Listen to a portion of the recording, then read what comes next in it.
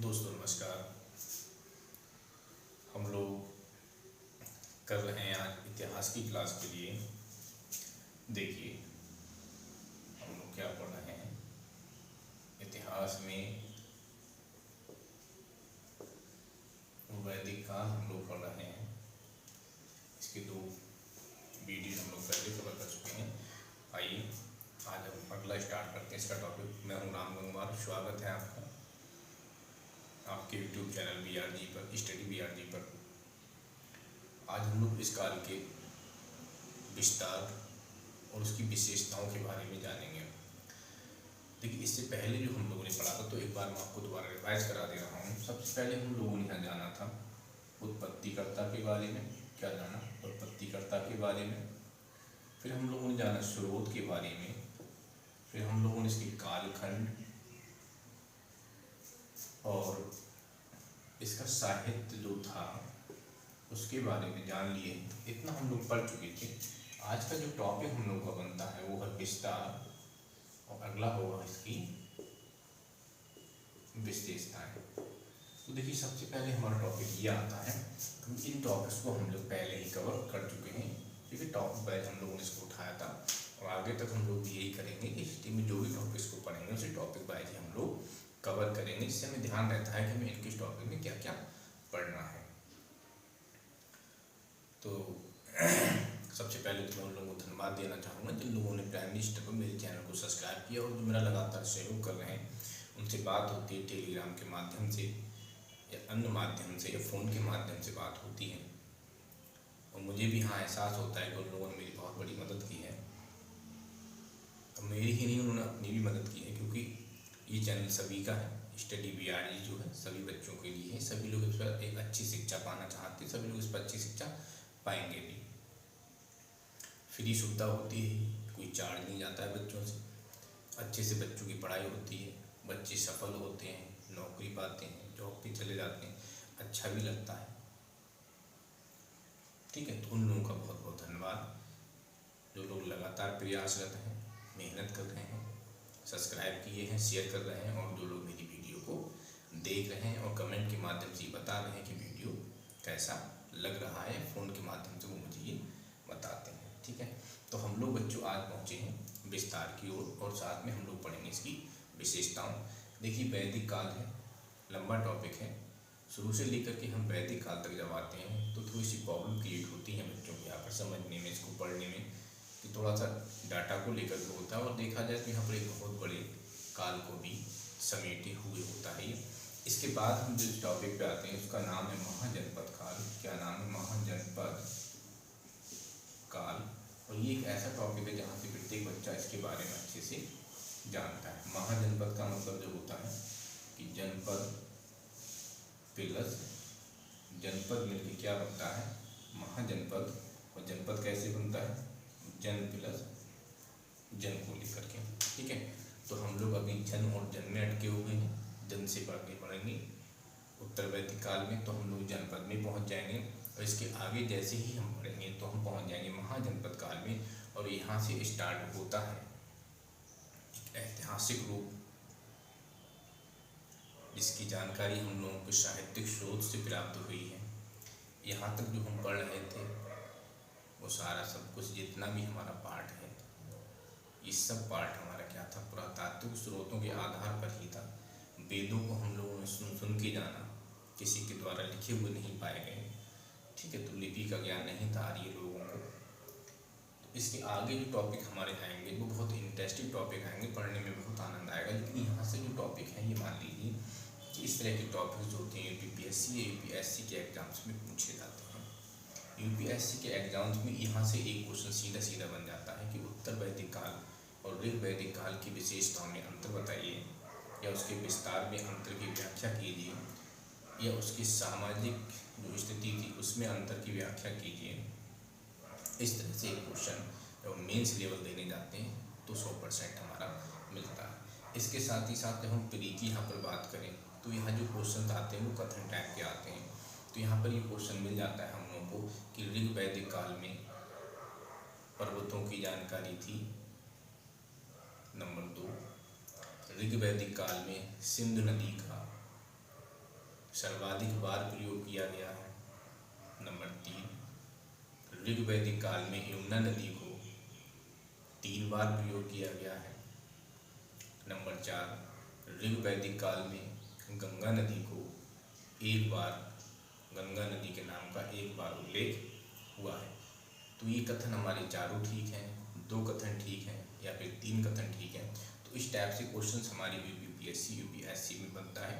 इस टॉपिक्स को बच्चे बहुत कम करते हैं, स्किप कर देते हैं, लेकिन आप लोगों को ऐसा नहीं करना है। आप यूपीएससी के एग्जाम दे रहे हैं तो आप मान के चलिए 100% आपको ये टॉपिक पढ़ना चाहिए। 100% ये टॉपिक आपको पढ़ना चाहिए, इसको स्किप नहीं करना चाहिए। थोड़ी मेहनत कीजिए, 2-3 बार पढ़िए, अच्छे से नोट्स बनाइए, आपको टॉपिक क्लियर हो जाता है। मैंने यहाँ जो नोट्स बनाए हैं कई किताबों से कलेक्शन इकट्ठा किया है। इसके बाद में मैंने जिन पॉइंट्स को अच्छा लगा है उन पॉइंटों को यहाँ नोट किया है। सब कुछ किताबों में दिया रहता है, बस थोड़ा सा पढ़ने की, थोड़ी सी मेहनत करने की ज़रूरत होती है। थोड़ा सा पढ़िए, थोड़ा मेहनत कीजिए और ये अच्छे से आपको सब चीज़ें कवर हो जाएंगी। ठीक है, तो हम लोग अब स्टार्ट करते हैं यहाँ पर आज विस्तार के टॉपिक को लेकर के। तो मैं अपनी बात को आगे स्टार्ट करता हूँ। ठीक है, आइए।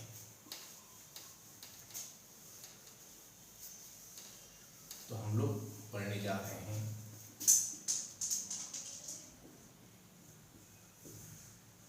वैदिक कालीन विस्तार।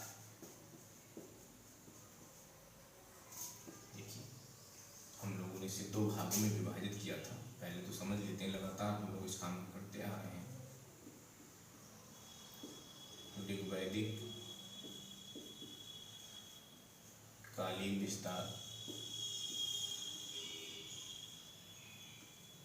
और दूसरा इसका नाम था पूर्व वैदिक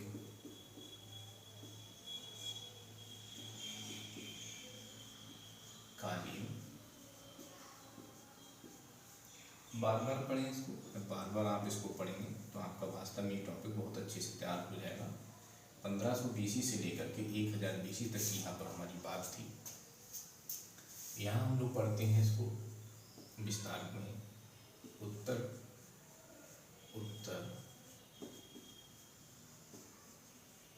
वैदिक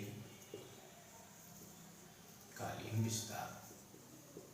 क्या पढ़ रहे हैं? उत्तर वैदिक कालीन विस्तार, और जो कि हमें है 1000 BC से लेकर के 600 BC। ठीक है, इस काल को हम लोग जानेंगे। इन दोनों के विस्तार के बारे में, अंत के बारे में जानेंगे। यहाँ पर किन किन नदियों का उल्लेख है, यहाँ पर हमें किस किस नदी का उल्लेख है, यहाँ पर हमारे पास कितना विस्तार था, यहाँ पर हमारे पास कितना विस्तार है, यहाँ पर हमें किस हिमालय की जानकारी थी, यहाँ पर हमें किस हिमालय की जानकारी है, यहाँ पर जो क्षेत्र है वो कितना है हमारा, यहाँ पर हमारा क्षेत्र कितना होता है। तो इन सब चीज़ों के बारे में हम लोग यहाँ पर आज ठीक से जानेंगे। ठीक है, तो मैं स्टार्ट करता हूँ टॉपिक को। देखिए, थोड़ा सा यहाँ अगर हम देखना चाहें तो आर्यों के बारे में मैंने आपको शुरू से ही बताया था कि कई विद्वानों ने कई जगहों के बारे में हमें यहाँ जानकारी दी है।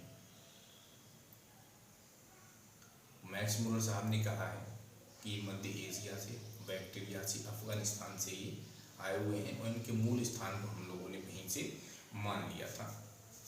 तो अगर इस प्रकार से हम इनकी स्थिति जानना चाहें तो ये अफगानिस्तान से, ठीक है, थोड़ा सा मैं इनकी स्थिति के बारे में पहले बता दूं आपको।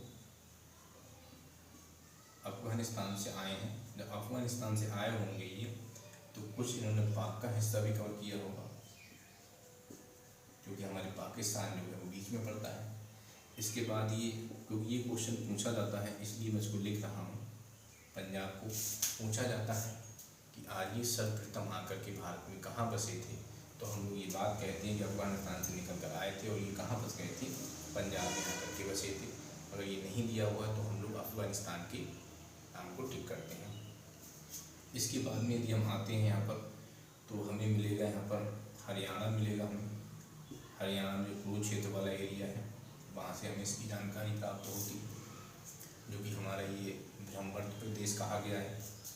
हरियाणा के बाद यदि बात करें तो उससे सटा हुआ है दिल्ली, और दिल्ली से यदि बात करते हैं तो मिलेगा हमें पश्चिमी यूपी। क्या मिलेगा? पश्चिमी यूपी, क्योंकि गंगा नदी के ये पश्चिम में ही रहे थे। ठीक है, अफगानिस्तान की बात कर रहे हैं तो यहाँ पर हिमालय का पूरा क्षेत्र हम लोग को प्राप्त हो रहा है। लेकिन कौन से हिमालय का क्षेत्र प्राप्त हो रहा है हमें? पश्चिमी हिमालय का। अभी हम देखते हैं मैप के द्वारा इसको देख लेंगे। पश्चिमी कौन सा हिमालय मिल रहा है हमें? पश्चिमी हिमालय हमें यहाँ पर मिल रहा है। पश्चिमी यूपी, और यदि हम दक्षिण में आते हैं तो हमें ये मिलती है अरावली श्रेणी या फिर अरावती पर्वत, और या फिर हम इसको कह सकते हैं कि दक्षिणी राजस्थान।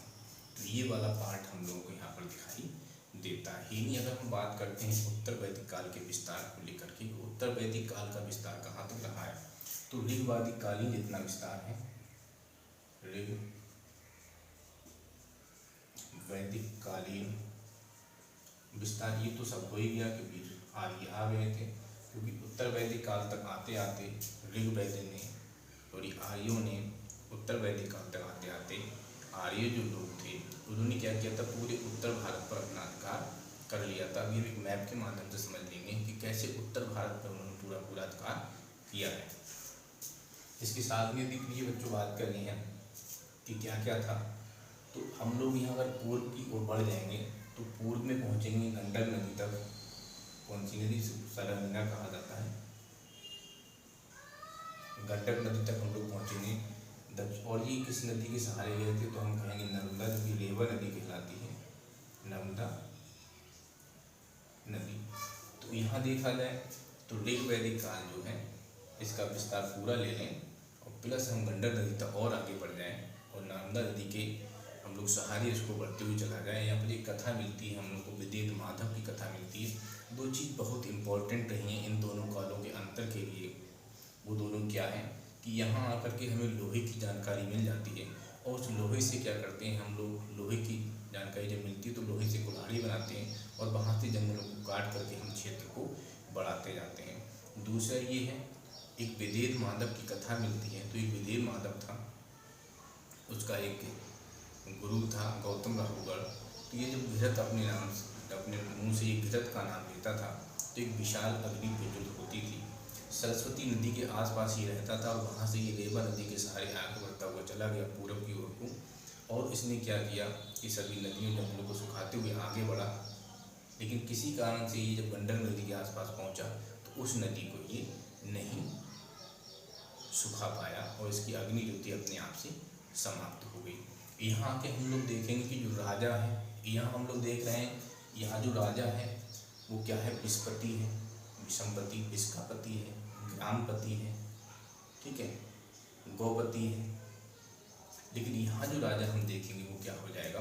भूपति में चेंज हो जाएगा। क्योंकि भू का मतलब होता है जमीन और पति का मतलब होता है स्वामी, तो जमीन का स्वामी। तो यहाँ का जो राजा है वो आबाद शक्ति का एक मालिक बनेगा, भूमि विस्तार करेगा। वो छोटे छोटे उसमें जनते, आपने दासराग युग में जाना है, वहाँ पर राजा सुदास और विश्वामित्र 10 कबीलों का समूह बनाया जिसमें 5 आर्य 5 अनार्य थे, उनमें मिलकर के युद्ध हुआ है। तो आगे चल कर के यही प्रक्रिया यहाँ से स्टार्ट होगी कि क्षेत्र के लिए यहाँ जो गौपति था यहाँ गायों की रक्षा कर रहा था, विश्वपति था यहाँ विश्वों की रक्षा कर रहा था, जनपति था यहाँ लोगों की रक्षा कर रहा था, अपने जन कबीले की रक्षा करता था।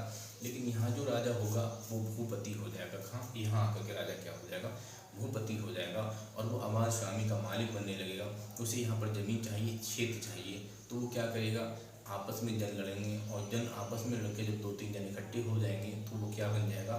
जनपद बन जाएगा। तो यहाँ का जो राजा है वो जन कबीले का राजा था और यहाँ जो राजा होगा वो जनपद का राजा बन जाएगा। मेरी बात शायद आप समझ रहे होंगे। दोनों में थोड़ा सा अंतर बताने की आपको कोशिश कर रहा हूँ। ये सारी चीज़ें हम लोग राजनीतिक में आकर के पढ़ेंगे, ठीक है। अब हम यहाँ पर देखते हैं थोड़ा सा, अगर हम विस्तार के बारे में और जानना चाहते हैं तो थोड़ा सा मैप का मैं यूज करके आपको बताना चाहूँगा। ये आपने बना ही लिया होगा। अब मैं एक मैप थोड़ा सा यहाँ बना रहा हूँ आपके लिए, देखिए समझ लेना, क्योंकि तब तक आप कुछ समझेंगे नहीं। एक ऐसा टॉपिक नहीं है जब तक आप इसको नहीं समझेंगे तब तक आपका ये क्लियर होने वाला नहीं है और रटने से क्वेश्चन आपका क्लियर नहीं होगा, ठीक है। आपको अपनी समझ को विकसित करना होगा। जब आपकी समझ विकसित हो जाएगी तो क्वेश्चन आप अच्छे से यहाँ पर लगा पाएंगे। सारे क्वेश्चन जिस प्रकार से पूछे जाते हैं मैं आपको A to Z सारे क्वेश्चन ठीक से बताता रहूँगा। आइए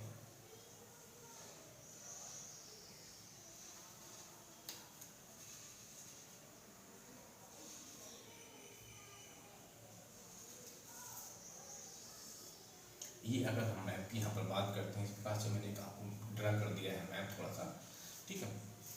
तो यहाँ अगर हम देखते हैं अपने, ये हमारा भारत का क्षेत्र है पूरा, ठीक है। यहाँ से इस प्रकार से अगर हम यहाँ देख रहे हैं ऐसे करके, तो ये पाकिस्तान का एरिया होगा और यहाँ करके ये अफगानिस्तान का एरिया हमारा बन जाएगा, ठीक है। तो इसके ऊपर यदि हम बात करते हैं तो ये हमारा तुर्कमिस्तान होगा, क्या होगा, तुर्कमेनिस्तान, आगे हम आपको बताएंगे, ठीक है। तो यहाँ आकर के हम देखते हैं ये जो आर्य थे इस वाले क्षेत्र से ऐसे आने स्टार्ट होते हैं, यहाँ से ये आर्य चलते हैं अफगानिस्तान के क्षेत्र से, और इस प्रकार से ये आर्य आते हैं इस टाइप से, ठीक है। इस टाइप से आर्य आते हैं क्योंकि ये पूरा हिमालय का क्षेत्र भी इनके पास रहा है, कि जो हिमालयी क्षेत्र था ये वाला पश्चिमी हिमालय जो था, तो ये पूरा इनके पास इनको जानकारी थी। तो यदि हम बात करते हैं वैदिक काल की, तो वहाँ कहेंगे हिमालय के बारे में कि पश्चिमी हिमालय की जानकारी थी। अगर आपसे क्वेश्चन पूछा जाता है कि ऋग वैदिक कालीन आर्यों को पूर्वी हिमालय की जानकारी थी, आपसे क्वेश्चन पूछा जाता है या कथन दे दिया जाता है कि ऋग वैदिक कालीन आर्यों को पूर्वी हिमालय की जानकारी थी। नंबर 2, ऋग वैदिक कालीन आर्यों को पश्चिमी हिमालय की जानकारी थी। नंबर 3, ऋग वैदिक कालीन आर्यों को दोनों प्रकार पश्चिमी और पूर्वी दोनों प्रकार के हिमालयों की जानकारी थी। तो आपका एक ही कथन ठीक होगा, क्योंकि ऋग वैदिक कालीन जो आर्य थे उनको मात्र ये जानकारी थी, तो उनके पास पश्चिमी हिमालय की तो जानकारी थी परंतु पूर्वी हिमालय की जानकारी उन्हें नहीं थी, ठीक है। तो ये पाक का हिस्सा हो जाता है, ये हमारे पंजाब का हिस्सा हो जाता है। यहीं पर हरियाणा की बात करें तो ये हमारा कुरुक्षेत्र होगा, और यहाँ पर ये हमारा राजस्थान होगा। ये हम अगर थोड़ा सा यहाँ बढ़ाते हैं इस प्रकार से, अगर देखें इस प्रकार से यहाँ, तो यहाँ पर हम बात करते हैं तो हमारी यमुना नदी बह रही है, और यहीं से हम इसके बात करेंगे तो गंगा नदी आई है, यहाँ से हमारी यमुना नदी इस प्रकार से आ रही है, ये हमारी यमुना नदी गई है, और यहीं से हम बात करें इस प्रकार से तो गंगा नदी आई हुई है। तो यहाँ अगर हम देखते हैं तो पश्चिमी यूपी का पूरा पार्ट आता है, मैंने आपको बताया। एक तो मैंने आपको पूरा अफगानिस्तान का ये बताया कि अफगानिस्तान इसमें सम्मिलित है। इसके बाद में मैंने अफगानिस्तान के बाद आपको बताया आपका जो पाकिस्तान है उसका एरिया है। मैंने आपको जम्मू कश्मीर का एरिया बताता है, नहीं लिखा हो तो ध्यान कर लेना उसमें कि जम्मू कश्मीर लिख लीजिएगा, पश्चिमी हिमालय लिख लीजिएगा, ठीक है। पंजाब का एरिया ये रहा आपका, कुरुक्षेत्र का एरिया ये रहा, हरियाणा से संबंधित है यहाँ पर, ये आपको ये दिल्ली पड़ जाती है, ठीक है। तो ये दिल्ली का एरिया रहा आपका, और हम देखें तो अरावली का क्षेत्र, ये तो इतना क्षेत्र जो था ऋग वैदिक कालीन आर्यों की जानकारी में था। यहीं पर एक नदी की आपने बात की जो कि विलुप्त हो गई है, जो कि क्या नाम था उसका, सरस्वती। इसको समझते रहना, थोड़ा सा घसीट इसमें रहेगी समझाने की वजह से। तो यहाँ पर एक नदी आप और पढ़ रहे हैं, आपने यहाँ पर 7 नदियाँ तो पहले से पढ़ रही हैं, जो कि सिंधु है, झेलम है, सिंध है, झेलम है, चुनाव है, रावी है, अस्कनी है, इस प्रकार से नदियाँ आप पढ़ते हैं, ठीक है। यहाँ पर तो यहाँ आके पढ़ेंगे जब आप एक सरस्वती और इसमें ऐड कर लेते हैं तो क्या हो जाती है, 7 नदियाँ आपकी हो जाती। तो यहाँ पर जानकारी मिलती है कि विदेह माधव जो था सरस्वती नदी के आसपास ही रहता था। आप यदि यहाँ जानते हैं कि यहाँ से इस प्रकार से आपने पढ़ी होगी, तो ये आपकी नर्मदा नदी बह रही है, ये आपकी क्या बह रही है, नर्मदा नदी बह रही है यहाँ पर, जिसको हम रेवा नदी कहते थे। तो ये जो था इस नर्मदा नदी के सहारे क्या था, इधर को बढ़ गया, आगे को चलता चला गया ये इस प्रकार से। कौन, विदेह माधव, उसके पीछे पीछे उसका गुरु, उसका जो पुरोहित था गौतम राहुल, वो भी आगे बढ़ता चला गया। और यहाँ से आप जान रहे हैं कि ये जो इस स्थिति में आकर के ये कौन सी नदी है, सदानीला नदी है, इसे हम गंडक नाम देते हैं। यहाँ आकर के इस नदी को नहीं सुखा पाया, इस नदी को क्या हुआ, ये नहीं सुखा पाया था, ठीक है। तो यहाँ आकर के रुक जाता है, तो इसका मतलब कि इस वाले एरिया की भी जानकारी जो है इन लोगों को हो जाती है। किसको हो जाती है, तो ये वाला क्षेत्र पड़ता है हम लोग का, ये क्षेत्र तो ऋग वैदिक कालीन है, ऋग वैदिक कालीन ये विस्तार हुआ। लेकिन जब हम उत्तर वैदिक काल में आएंगे, अब मैं ऐसे करके इसको कर दे रहा हूँ, जब उत्तर वैदिक काल में आएंगे तो इस प्रकार से इस क्षेत्र की जानकारी भी इन लोगों को यहाँ से हो जाती है। उत्तर वैदिक काल में जब आप आएंगे तो इस क्षेत्र की भी इन्हें जानकारी यहाँ पर होगी, ठीक है। और देखा जाए तो यहाँ से उत्तर भारत का लगभग में पूरा एरिया का कवर कर रहे हैं। ये क्वेश्चन पूछा जाता है कि आर्यों को उत्तर भारत का, आर्यों की बात कर रहे हैं, ऋग वैदिक काल की नहीं। अगर कहा जाता है ऋग वैदिक काल के आर्यों को उत्तर भारत, संपूर्ण उत्तर भारत की जानकारी थी, या आपसे पूछा जाता है कि उत्तर वैदिक कालीन के आर्यों को संपूर्ण उत्तर भारत की जानकारी थी, या आपसे पूछा था कि वैदिक कालीन आर्यों को संपूर्ण उत्तर भारत की जानकारी थी। इन बातों को ध्यान रखना है। तो हम ऋग्वैदिक काल आर्यों की बात करते हैं तो यहाँ पर इन्हें संपूर्ण उत्तर भारत की जानकारी नहीं थी, ठीक है, पूर्वी हिमालय की जानकारी नहीं थी। जबकि हम उत्तर वैदिक कालीन आर्यों की बात करते हैं तो इन्हें पश्चिमी हिमालय की भी जानकारी थी और ये संपूर्ण उत्तर भारत जो था हमारा उसकी ये जानकारी रखते थे, ठीक है। तो ये वाला जो प्रदेश था इनको उन्होंने ब्रह्मवर्त कहा है। क्या कहा है? ब्रह्मवर्त प्रदेश ये कह रहे हैं इसको। और जबकि हम यहाँ बात करते हैं कुरुक्षेत्र वाले एरिया को यहाँ पर, तो ये ब्रह्म ऋषि प्रदेश कहा गया है। कौन सा? ब्रह्म ऋषि प्रदेश कहा गया है। और इसकी यदि हम बात करते हैं इस वाले एरिया की तो ये कहा जाता है मध्य देश। मध्य देश की बात मैंने आपको पहले भी की थी, मैंने ये भी कहा था उसको मध्य प्रदेश मत समझ लीजिएगा आप लोग। ये जो वाला एरिया था इसको क्या कहा है हम लोगों ने? मध्य देश कहा है, ठीक है। तो ये सारी जानकारी आपको जो ये पूरा क्षेत्र विस्तार था इसको समझना है बढ़िया से। अगर इसको नहीं समझ पाएंगे तो रटने से आपका काम नहीं चलने वाला है। बढ़िया से आप इसको टॉपिक को समझिए, बहुत इंटरेस्टेड है। अगर आप अच्छे से समझ लेते तो आपको पढ़ने में इसमें बहुत मज़ा आने वाला है। फिर से एक बार रिवाइज कर देते हैं। ये वाला जो क्षेत्र था इन्हें हिमालय की जानकारी। अगर देखा जाए तो यहाँ से ये थोड़ा सा और ये कवर करते हैं इस प्रकार से, और इन्हें यहाँ से आ जाते हैं इस प्रकार। तो ये जो समुद्र है ना, ये वाले समुद्र अरब सागर जिसको अपर कहा गया है, इसकी भी इन लोगों को जानकारी थी। अब मरुस्थल की बात करते तो यहाँ मरुस्थल राजस्थान में मिलता है, इसे धम्म कहा गया है, इसकी भी जानकारी इन लोगों को थी। पश्चिमी हिमालय की यदि बात करें तो इसकी भी जानकारी इन्हें थी। हिमालय की चोटी जो कि मूंजबंद चोटी है, ठीक, और भी है सैनाव्रत है, आर्यव्रत, इस प्रकार से और भी चोटी रहती हैं, अजीवर्त है, ठीक है। तो इस तरह की चोटी ज़्यादा नहीं पूछी जाती, एक ही चोटी पूछी जाती, मूंजबंद चोटी पूछी जाती। क्या मूंजबंद की जानकारी थी? तो थी। और आर्य लोग जो थे यहाँ से सोमरथ प्राप्त करते थे। सोमापा जो कि इंद्र के लिए प्रयोग किया जाता है, जो इंद्र वगैरह प्रयोग करते थे, तो सोमरथ वहाँ से प्राप्ति होती थी, जो कि कौन थी? मूंजबंद चोटी। तो इसकी भी इन लोगों को जानकारी थी यहाँ पर, ठीक है। तो ये मैंने पूरा आपको मैप के माध्यम से बता दिया है कि जो ऋग्वैदिक काल है इसका विस्तार कहाँ तक है, उत्तर वैदिक काल का विस्तार कहाँ तक आपको मिलता है। आइए अब पॉइंट के रूप में हम लोग इसे लिख लेते हैं। तो अफगानिस्तान की यदि हम बात करते हैं सबसे पहले हम लोग यहाँ पढ़ेंगे ऋग्वैदिक काल के बारे में कि ऋग्वैदिक काल में यदि आते हैं सबसे पहले अफगानिस्तान में हम लोग आ रहे हैं। चलिए मैं एक डायरेक्शन भी बना दे रहा हूँ यहाँ पर। अगर हम ऐसे बात करते हैं ऋग्वैदिक काल विस्तार है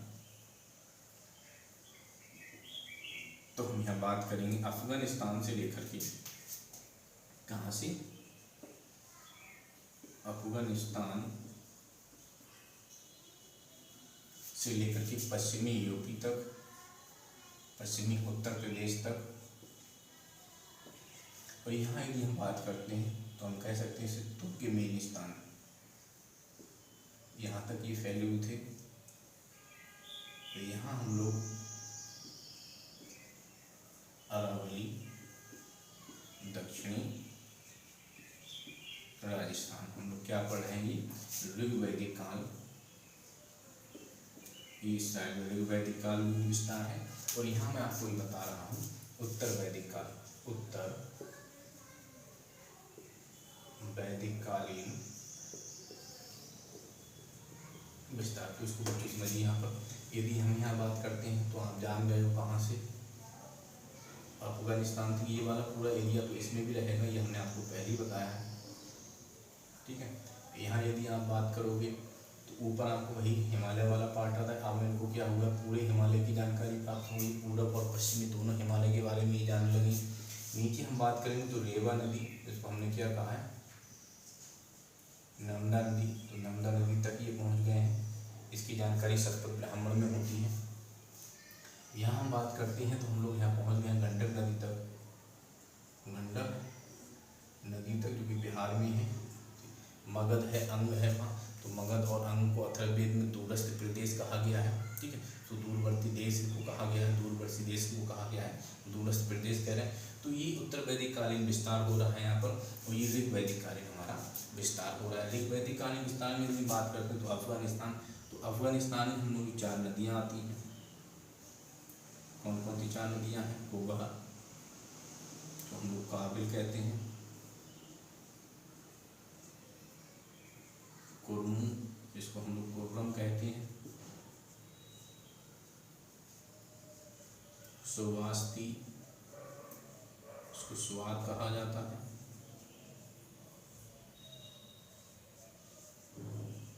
गोमल जो कि गोमती कहलाती। ये नदियाँ कहाँ की हैं? ये नदियाँ हमारे अफगानिस्तान की। यदि हम इन्हीं भारत की बात करें तो भारत में भी 7 नदियाँ आई हैं।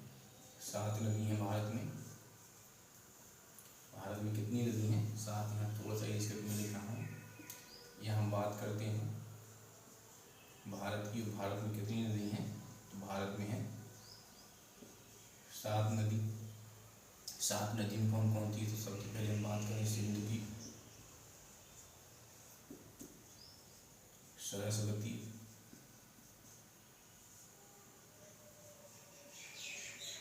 झेलम, चिनाब, रावी, झेलम, चुनाव, रावी, ब्यास और सतलज। तो ये 7 नदियां हैं। 1 2 3 4 5 6 7। सप्त सैंध प्रदेश भी इसको कहा गया है, जहाँ चिनाव को अस्कनी कहा जाता। क्या कहते थे? अस्कनी कहते थे। रावी को परोसड़ी कहा जाता था। ब्यास को विपाशा कहा जाता है। सतलज को सतोदरी कहते थे। क्या कहते थे? सतोदरी। और झेलम को क्या कहते हैं? विपाशा, ब्यास, सतोदरी, अस्कनी, रावी, परोसनी। क्या एक झेलम बचा भी ध्यान आएगा, मैं आपको बता दूंगा। तो ये भारत में इन नदियों की भी हमें जानकारी यहाँ से प्राप्त हुई है, जिस क्षेत्र को हम लोग सप्त सैंध प्रदेश भी कहते हैं। ठीक है। अब यही अगर हम नदियों की बात करते हैं तो जो नदी सूक्त हम लोग पहले पढ़ चुके हैं। ऋग्वेद के 10वें मंडल में हम लोगों ने 3 सूक्त पढ़े थे।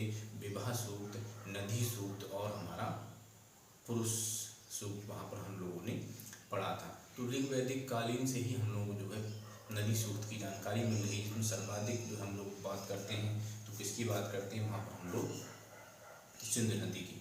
आइए तो देखिए, ये थोड़ा सा मैंने विस्तार आपको यहाँ बताया थोड़ा सा अंतर करके कि हिमालय, अफगानिस्तान और यहाँ क्षेत्र थोड़ा सा दक्षिण की ओर बढ़ रहा है। यहाँ सिर्फ अरावली तक ही सीमित थी, लेकिन अब कहाँ तक आ गए हैं? नर्मदा नदी तक आ गए हैं। ठीक है। इधर आप पूरब की बात करते हैं तो पश्चिमी उत्तर प्रदेश तक ही था ये, और ये कहाँ तक है? उत्तर वैदिक कालीन जो आर्य है वो कहाँ तक है? गंडक नदी तक पहुँच चुके हैं। ठीक है। थोड़ा सा लंबा टॉपिक है ये, अच्छे से इसको पढ़िएगा। तो इनके विस्तार में हम लोग चल रहे हैं इसमें, ऋग्वैदिक कालीन विस्तार और उत्तर वैदिक कालीन विस्तार की हम लोग यहाँ जानकारी ले रहे हैं। आगे देखिए, ऋग्वैदिक कालीन में बात कर रहा हूँ तो ऋग्वेद, पहले तो हम लोग वैदिक संहिता की टोटल बात करते हैं कि वैदिक संहिता की यदि हम बात करें वैदिक संहिता में, तो वैदिक संहिता में हम लोगों को 31 नदियों का उल्लेख है। कितनी नदियों का? 31 नदियों का उल्लेख है। यदि ऋग्वैदिक काल की हम बात करते हैं, ऋग्वैदिक काल, अब आपसे क्वेश्चन पूछा जाए कि गंडक नदी का उल्लेख क्या ऋग्वैदिक काल में था? नहीं था। नर्मदा नदी का उल्लेख ऋग्वैदिक काल में था? नहीं था। नर्मदा नदी का उल्लेख उत्तर वैदिक काल में है। गंडक नदी का उल्लेख उत्तर वैदिक काल में है, तो है। तो ऋग्वैदिक काल की यदि बात करते हैं तो यहाँ टोटल जो थी वो 25 नदियों का उल्लेख है। यहाँ 31 नदियों का था और यहाँ पर आकर के 25 नदियों का उल्लेख है। इन्हीं पर हम लोग 10वें मंडल में क्या पढ़ेंगे? नदी सूक्त पढ़ रहे हैं। ऋग्वैदिक काल में हम लोग क्या पढ़ेंगे? नदी सूक्त, जो किस मंडल में है? 10वें मंडल में है। 10वें मंडल में हम लोगों ने एक सूक्त पढ़ा है, नदी सूक्त, जहाँ पर पुरुष सूक्त और हमारा विवाह सूक्त भी है। तो विवाह की आगे जानकारी लेंगे। विवाह से क्वेश्चन नहीं पूछा जाता है, नदी सूक्त बहुत इंपॉर्टेंट है तो इससे पूछा जाता है। पुरुष सूक्त भी आपका इंपॉर्टेंट। तो नदी सूक्त की हम बात करें तो इस नदी सूक्त की सबसे पहले हम बात करते हैं तो यहाँ पर 21 नदियों का उल्लेख है। कितनी नदियों का? नदियों का उल्लेख है। अब देखो, यहाँ से 3 पॉइंट आपको नदियों के बारे में मिल रहे हैं। यदि टोटल वैदिक संहिता की बात करते हैं तो 31 नदियों का उल्लेख है। ऋग्वैदिक कालीन नदियों की बात कर रहे हैं तो 25 नदियों का उल्लेख है। यदि हम नदी सूक्त की बात करते हैं जो कि 10वें मंडल में दिया हुआ है तो वहाँ 21 नदियों का उल्लेख है। इन्हीं पर यदि हम बात करें तो एक नदी हम लोग अभी पढ़ी थी, ब्यास, जिसको हम लोग क्या कहते हैं? विपाशा। क्या नदी है? ब्यास, बिपाशा। बहुत समझने वाली बात है यहाँ पर। ब्यास इसे हम क्या कहते थे? बिपाशा कहते हैं। देखिए अगर हम बात करते हैं ऋग वैदिक काल में, तो ऋग वैदिक काल में ब्यास या फिर बिपाशा नदी का उल्लेख है, लेकिन उसकी जो नदी सूक्त दिया हुआ है उस नदी सूक्त में इसका उल्लेख नहीं है। क्या है? इसका उल्लेख नहीं है। जबकि मैं लिख दे रहा हूँ, जम्मू कश्मीर की मरूद बिरधा, जम्मू कश्मीर की मरूद बिरधा नदी का उल्लेख है। देखिए बहुत इंपॉर्टेंट है, आपके लिए ध्यान रखेंगे कि ब्यास नदी का उल्लेख ऋग वैदिक काल में तो है, लेकिन ऋग वैदिक काल का जो नदी सूक्त दिया हुआ है उसमें इसका उल्लेख नहीं है। जबकि जम्मू कश्मीर की नदी है मरूद बिरधा नदी, उसका उल्लेख यहाँ पर दिया है। हम सर्वाधिक बार बात करते हैं कि सर्वाधिक बार किस नदी को उन्होंने प्रयोग किया है, तो सर्वाधिक जो है वो सिंध नदी का उल्लेख है। सर्वाधिक बार किसका उल्लेख है? सिंध नदी का उल्लेख है। इन्हीं पर अगर हम बात करें गंगा नदी की, तो गंगा नदी का कितनी बार उल्लेख है? एक बार उल्लेख है। यदि इन्हीं पर हम बात करते हैं यमुना नदी की, मैं यहाँ पे भी आपको समझा दूंगा, एक बड़ा कंफ्यूजन रहता है बच्चों को और बच्चे यहाँ पर गलतियाँ कर लेते हैं। तो यमुना नदी की बात करें तो यमुना नदी का कितनी बार उल्लेख है? तो यमुना नदी का 3 बार उल्लेख है। समझिए आप देखिए, जब आप पश्चिम से पूर्व की ओर जाएंगे, जब मैं थोड़ा सा बना रहा हूँ समझिएगा, इस प्रकार से जब हम देखेंगे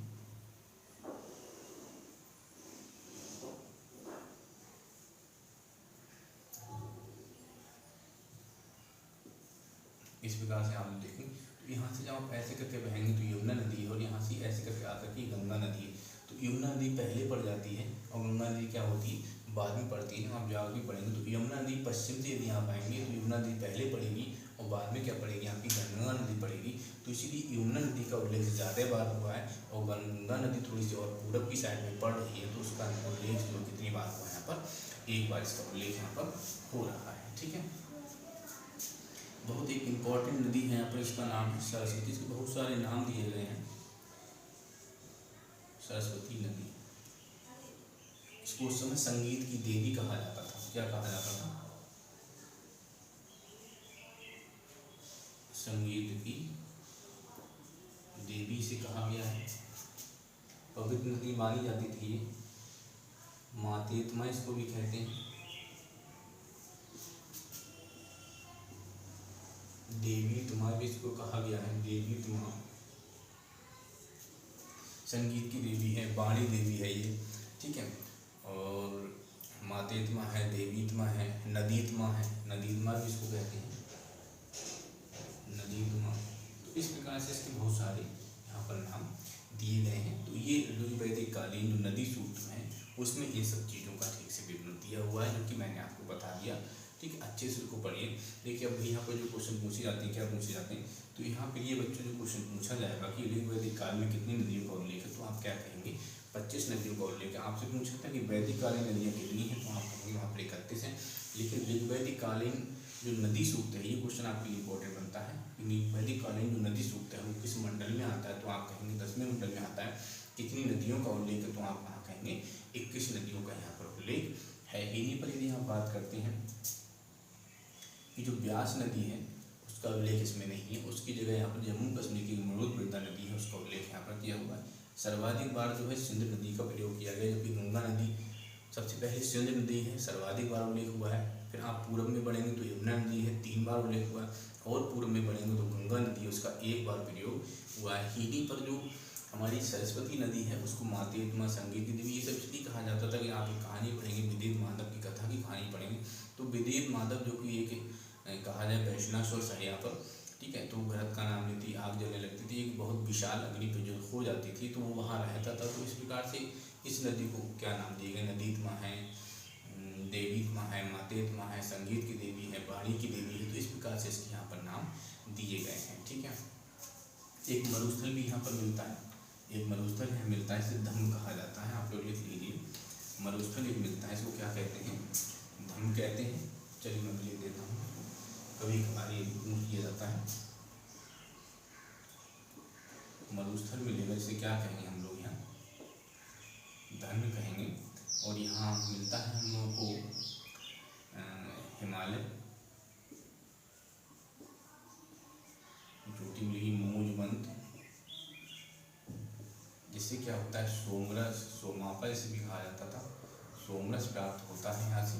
ठीक है, तो इन चीज़ों की जानकारी भी हम लोगों को यहाँ प्राप्त होती है। ठीक, और भी बहुत सारे यहाँ पे मिल रहे हैं, इतना पढ़ने की हमें जरूरत है यहाँ पर नहीं। अब हम आते हैं इसके अगले टॉपिक पर, जो कि है हमारा उत्तर वैदिक काल। तो उत्तर वैदिक काल में ऋग्वैदिक काल के साथ में थोड़ा सा चलाता है, क्योंकि बोर्ड थोड़ा छोटा होता है, इतना जल्द बोर्ड हम लोग कवर नहीं कर सकते हैं, इसलिए अब मैं उत्तर वैदिक कालीन के बारे में थोड़ा सा बताता हूँ आपको, उसके विस्तार के बारे में। उत्तर वैदिक कालीन में क्या क्या विस्तार रहा है मैंने आपको थोड़ा सा समझा भी दिया था।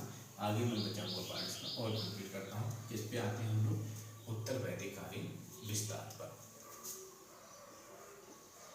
उत्तर वैदिक कालीन,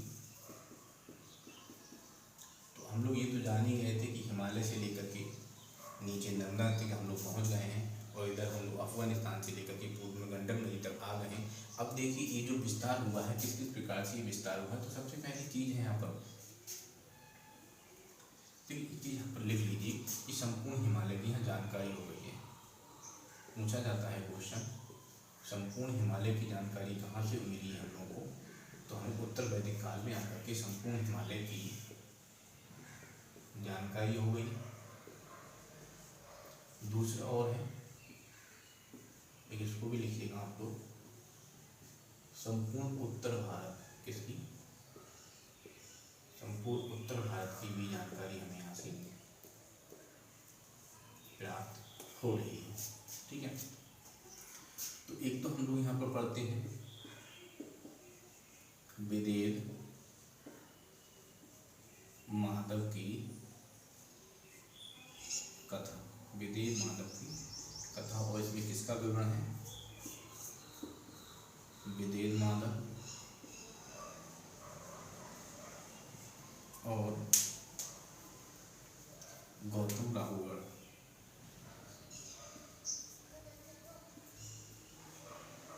जो इसका पुरोहित। ठीक है, दूसरा हम लोग यहाँ देखेंगे कि हमें लोहे की जानकारी हो रही है। किसकी जानकारी हो रही है, लोहे की जानकारी हम लोग को यहाँ होती है, जिसे हम लोग क्या कहते हैं, एक कुल्हाड़ी का प्रयोग कर रहे हैं हम लोग यहाँ पर, लोहे की कुल्हाड़ी का प्रयोग हम लोग यहाँ कर रहे हैं। तीसरा, पहले इनको दोनों को समझ लेते हैं। विदेह माधव की जो कथा है, इसमें विदेह माधव और गौतम राहुगढ़ की हमें जानकारी प्राप्त होती है। और ये विदेह माधव जो है वो कहाँ रहता है, इसका निवास स्थान क्या है, तो सरस्वती नदी के तट पर। ठीक है, अब देखिए ये जो दोनों काम है, विदेह माधव मुँह से घृत का नाम लेता है, और क्या होता है, बहुत विशाल अग्नि प्रतीत हो जाती है, ये पूरब की ओर बढ़ता चला जाता है, और गंडक नदी पर आकर किसकी अग्नि अपने आप से समाप्त हो जाती है ये। और दूसरी जो है कि लोहे की जब जानकारी हमें प्राप्त हो गई है, तो वहाँ से हम लोहे की एक कुल्हाड़ी बनाते हैं, और कुल्हाड़ी से जंगलों को काट करके हम लोग जो है यहाँ से बढ़ते हुए आगे चले जाते हैं, और हम अपने क्षेत्र को विस्तार करते हैं। ठीक है, तो यहाँ से भी हमारा क्षेत्र विस्तार होता है। और ये दोनों काम किसके सहारे होते हैं, रेवा नदी, इसको हम कहते हैं नर्मदा नदी, रेवा नदी के सहारे। ठीक है, अगली जानकारी जो हमें प्राप्त होती है वो क्या जानकारी, अगली जानकारी हमारी ये है कि यहाँ पर जो राजा है अब वो भूपति हो चुका है, आबाद भूमि का मालिक बनने जा रहा है। ठीक है, वो छोटे छोटे जन जो हैं उनको जीतने की कोशिश करता है, जब कबीले जो आपस में संघर्षरत हैं, आपस में लड़ रहे हैं, एक कबीला दूसरी कबीले को जीत रहा है, जन मिलकर के जन प्लस जन मिलकर के जनपद बन रहा है। ठीक है, तो यहाँ से क्या हो रहा है कि आगे आप इसको थोड़ा सा राजनीतिक स्थिति पढ़ेंगे तो आप वहाँ जानेंगे इस चीज़ के बारे में कि पुरु और भरत मिलकर के क्या पुरु जनपद बन जाता है वहाँ पर। ठीक है, तो इस प्रकार से क्या हो रहा है कि राजा जो है वो आपस में संघर्षरत हैं, और जो है युद्ध के द्वारा भी जो है क्षेत्र का विस्तार कर रहे हैं। ठीक है, थोड़ा आ जाओ, युद्ध के माध्यम से क्षेत्र विस्तार कर रहा है। और जो राजा है उसको क्या कह रहे हैं हम लोग, भूपति कह रहे हैं। भू का मतलब होता है भूमि और पति का मतलब होता है उसका स्वामी, ठीक है। तो इस प्रकार से क्या हो रहा है, उत्तर वैदिक काल की यदि बात करते हैं तो यहाँ पर आकर के इस प्रकार से हमें विस्तार की जानकारी प्राप्त होती है, ठीक है। तो ये हमने आपको बताया यहाँ पर। अब यहाँ पर सबसे ज़्यादा इंपॉर्टेंट क्वेश्चन है कि विदेह माधव की भत्ता भी कहाँ मिल रही, तो आप कहेंगे ये हमें जो है इसमें मिली। एक चीज़ और यहाँ पर छूट गई, और वो क्या थी कि जब हम लोग यहाँ से विस्तार करते हैं तो हमें एक चीज़ प्राप्त हुई, क्या कि जो अंग है और जो मगध है इनको अथर्ववेद में कहा दूरस्थ प्रदेश कहा गया है। दूरस्थ प्रदेश में कहा जा रहा है, और कहाँ कहा जा रहा है इनको, अथर्ववेद में, ठीक है। ये जो कहानी हम लोगों को मिल रही है किस ब्राह्मण में मिल रही है, तो ये कहानी हमें शतपथ ब्राह्मण में मिल रही है, ठीक है। ये जो नदी है इसकी हमें जानकारी कहाँ से होती है, तो नदी की जानकारी भी हमें शतपथ ब्राह्मण से ही होती है। शतपथ ब्राह्मण से ही जानकारी हमें होती है कि जो गौतम राहुल वो कहाँ रहता है, तो सरस्वती नदी के किनारे रहता है, और ये रेवा नदी के सहारे पूर्व की ओर आगे बढ़ जाता है। तो ये भी कहानी हमें कहाँ से जानकारी मिलती है, शतपथ ब्राह्मण से मिलती है। और वहीं पर यदि हमसे कहा जाता है कि जो अंग और जो मगध हैं ये दोनों दूरस्थ प्रदेश हैं, इसकी जानकारी हमें कहाँ से प्राप्त हो रही, तो ये आपकी भी होती प्राप्त अथर्ववेद से। ये सब पॉइंट बहुत इंपॉर्टेंट है, इन सब पॉइंट को आप अच्छे से देख लीजिए। राजा कहाँ युद्ध कर रहा है, क्षेत्र विचार कर रहा है, भूपति राजा कहाँ कहला है, ये हम आपको अभी राजनीतिक स्थिति में बताएंगे। लोहे की जानकारी कहाँ से प्राप्त हो रही है, ठीक है। और ये दूरस्थ प्रदेश किसको कहा गया है, कौन से वेद में कहा गया, तो अथर्ववेद का। ये सारी जानकारी, संपूर्ण उत्तर भारत की जानकारी, संपूर्ण उत्तर भारत की जानकारी कहाँ से प्राप्त हो रही है, तो हमें उत्तरकालीन विस्तार से प्राप्त हो रही है। संपूर्ण हिमालय की जानकारी, पश्चिमी हिमालय की जानकारी, पूर्वी हिमालय की जानकारी, दो पार्ट इसके हो गए हैं। पश्चिमी हिमालय ऋग्वेद में जा रहा है, और पूर्वी हिमालय आपका जो है वो उत्तर वैदिक काल में आ रहा है। तो लगभग में जितने क्वेश्चन आपसे पूछने वाले हैं मैंने कोशिश की आपको सारे क्वेश्चन बताने की। किताबों तो बहुत कुछ किताबों में दिया हुआ है, लेकिन जहाँ तक मैंने कोशिश की है, जहाँ तक देखा है कि क्वेश्चन पूछे जा रहे हैं, तो उन क्वेश्चनों की मैंने आपको जानकारी देने की पूरी कोशिश की है, ठीक है। इसके बाद में हम बच्चों यहाँ पर आते हैं, तो इसके बाद में हम लोग को जो पाठ बनता है वो होता है विशेषताओं का पाठ, कि विशेषताएं क्या रही हैं। तो हम लोग यहाँ पर पढ़ेंगे विशेषताओं के बारे में कि क्या क्या विशेषताएं रही हैं उत्तर वैदिक काल और ऋग वैदिक कालीन समाज में। देखिए दोनों की जो विशेषताएं हैं, जैसे हम बात करते हैं यहाँ पर विशेषताओं में लेकर के, तो विशेषताओं में 3-4 चीज़ हम लोग को पढ़नी होती है। एक तो सामाजिक स्थिति हम लोग को पढ़नी होती है, राजनीतिक स्थिति हम लोगों को पढ़नी चाहिए। राजनीतिक स्थिति क्या थी, अगर हम यहाँ बात करते हैं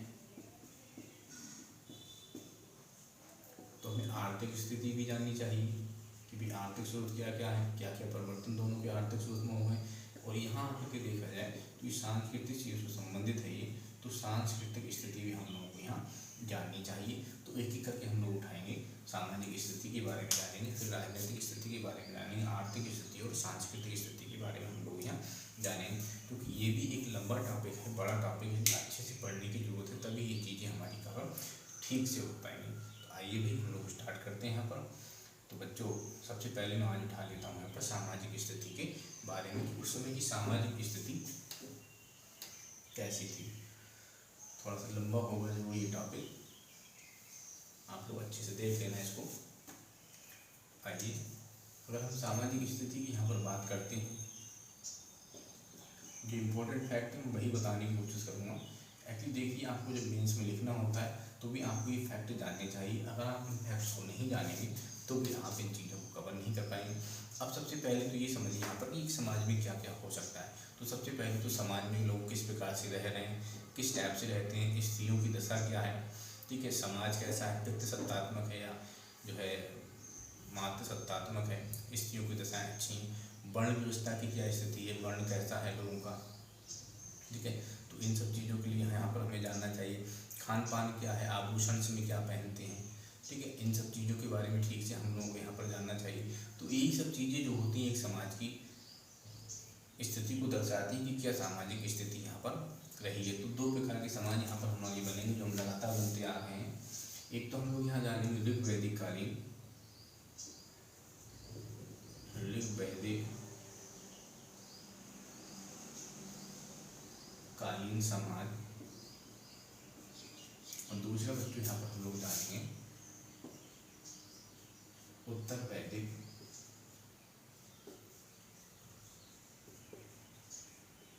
कालीन समाज। वायु पर समझती तो एक समाज में, एक गांव में या एक परिवार में हम लोग जो रहते हैं, तो एक परिवार में क्या होता है कि यहाँ हम लोग देखेंगे परिवार में माता और पिता जो पक्ष हैं वो दोनों साथ साथ रह रहे हैं। यहाँ हम देखेंगे कि जो समाज है वो पितृसत्तात्मक समाज है। यहाँ पर क्या होता है, ऋषि विश्वामित्र की कहानियाँ आपने सुनी होगी। तो वो क्या करते हैं, अपने पुत्रों को जो है वो घर से बाहर निकाल देते हैं। एक जुआरी यहाँ पर है, रिजासु जुआरी, जो कि अपने पुत्र सुनासु उसको क्या करता है कि 100 गायों के बदले हार जा रहा है। ठीक है, तो यहाँ पर देखा जाता है कि पितृसत्तात्मक समाज की स्थितियाँ दिखाई देती है। अगर हम यहाँ बात करते हैं तो यहाँ माता पिता का जो यहाँ जो मातृपक्ष और पितृपक्ष जो साथ साथ रहते हैं, तो यहाँ जो ममेरा चचेरा पुपेरा ममेरा जो भाई होती है उनको नृत्य कहा गया है। जबकि यहाँ पर जो है वो माता का पक्ष और पिता का पक्ष दोनों अलग अलग रहने लगे हैं। यहाँ की जो स्थिति है वो यहाँ भी पितृसत्तात्मक ही समाज है, लेकिन यहाँ स्त्रियों की स्थिति जो है वो काफ़ी गिरी हुई नजर आएगी। स्त्रियों का जो समाज है काफ़ी नीचे स्तर पे पहुँच चुका है।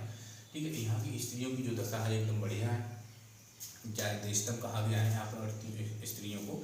जायदेशतम का मतलब होता है कि स्त्री ही घर है, स्त्री ही घर है। यहाँ पर अमाजू कहा गया है, जो औरतें जो स्त्रियाँ शादी नहीं करती थी उनको अमाजू कहा जाता था। वो अपने माता पिता की संपत्ति में हिस्सा लेने के हकदार थी। अभी समझिए कितनी अच्छा है ये कि स्त्री जो शादी नहीं कर रही है तो अपने माता पिता की प्रॉपर्टी को भाग ले सकती है। ठीक, तो उसको अमाजू कहा गया है। एक और है यहाँ पर कि जो विधवा विवाह भी यहाँ पर था, एक अच्छे समाज की एक पहचान होती है जहाँ पर विधवा विवाह होता है। तो विधवा विवाह भी यहाँ पर था।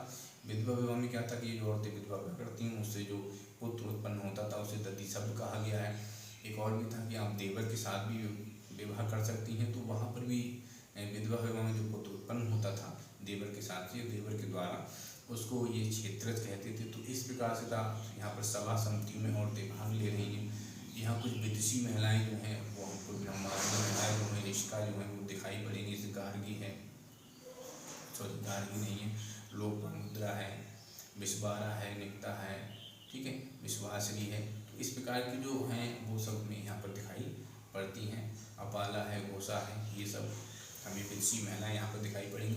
यहाँ देखा जाए तो स्त्री की स्थिति में थोड़ा सा परिवर्तन आया। शतपथ ब्राह्मण में तो स्थिति ठीक बताई गई है, औरतों को जो स्त्रियों को अर्धांगिनी कहा गया है। लेकिन यहीं पर हम चांदोक उपनिषद जब पढ़ते हैं तो वहाँ जानते हैं कि गार्गी और याज्ञवल्क्य यहाँ पर बहुपितृ पत्नी नहीं था, प्रथा नहीं था बहुपितृ पत्नी का, मतलब एक आदमी कई पत्नी को रख सके, ऐसा वैदिककालीन समाज में हमें देखने को नहीं मिलता है। जबकि यहाँ जब हम आते हैं तो जो ऋषि याज्ञवल्क्य हैं उनकी 2 पत्नियाँ हमें दिखाई दे रही हैं। एक मैत्रायणी है, ठीक है, मैत्रिणी है, दूसरी कात्यायनी है। तो याज्ञवल्क्य और गार्गी के बीच जब संवाद होता है तो गार्गी जो है वहाँ विदुषी महिला है ये जीतने लगती हैं। तो याज्ञवल्क्य उन्हें डांट देते हैं, कहते हैं आप एक स्त्री हैं और स्त्री की मर्यादा में आप रहिए। ठीक है, तो यहाँ से इन सब चीज़ों के बारे में हमें जानकारी। एक ऐत्रेय ब्राह्मण में कहा गया कि स्त्री समस्त दुखों का कारण है। मैत्रायणी में बताया गया कि स्त्री विश्व शराब के समान जो है एक बुराई है।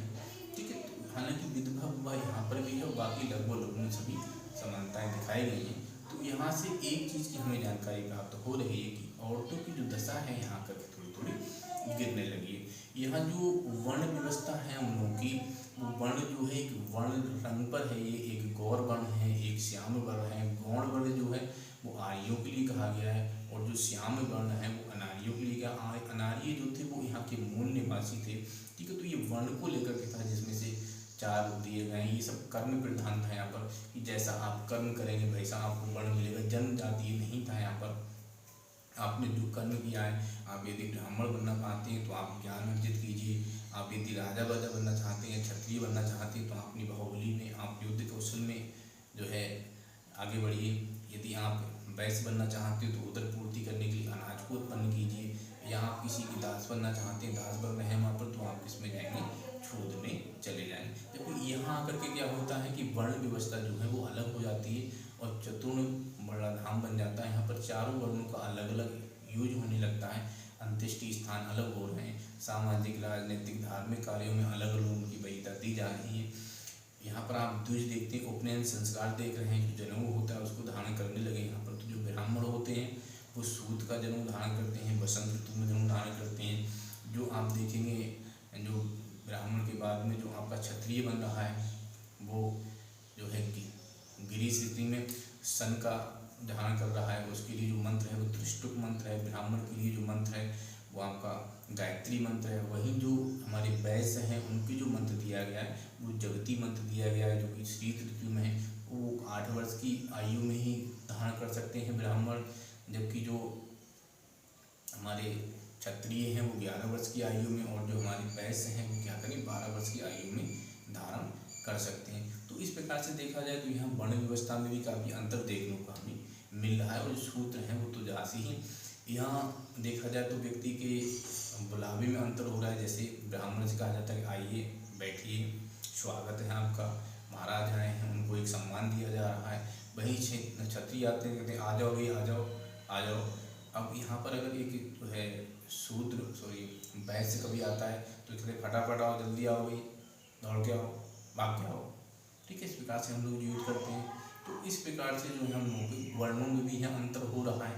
तो ये एक हमें जो सामाजिक दशा को दिखाई देता है कि समाज में किस किस प्रकार से अंतर हमें देखने को मिल रहा है। तो उन्हीं सब चीज़ों को हमें ठीक से यहाँ पर पढ़ लेना है, जितना मैंने आपको बताया। अब जैसे खान पान में कहा जाए तो नमक, रोटी, तवा, चावल, मछली, इसका ज्ञान इन लोगों को नहीं। यहाँ देखा जाए तो नमक, रोटी, चावल, मछली, तवा, इनका ज्ञान यहाँ पर हो चुका है। यहाँ भी शाकाहारी है, मांसाहारी है, यहाँ पर भी शाकाहारी और मांसाहारी, यहाँ भी वही खेल खेलते हैं तो यहाँ भी वही करते हैं। ये सब यहाँ पर समानताएं दिखाई जा रही हैं कि हम दो ही चीज़ों को देखते हैं समाज में कि क्या उनकी समानताएं हैं और क्या उनकी असमानताएं हैं। अगर ये चीज़ें हमारी क्लियर हो जाती हैं तो एक समाज की स्थिति को बहुत अच्छे से हम दर्शा सकते हैं। तो ये एक फैक्चुअल भी है, एक हार्ड फैक्चुअल है कहा जाए तो, और एक इंटरेस्टिंग पॉइंट भी है। अगर इसे आप एक समाज की हैसियत से देखते हैं तो आपको ये पढ़ने समझने में बहुत आनंद आएगा।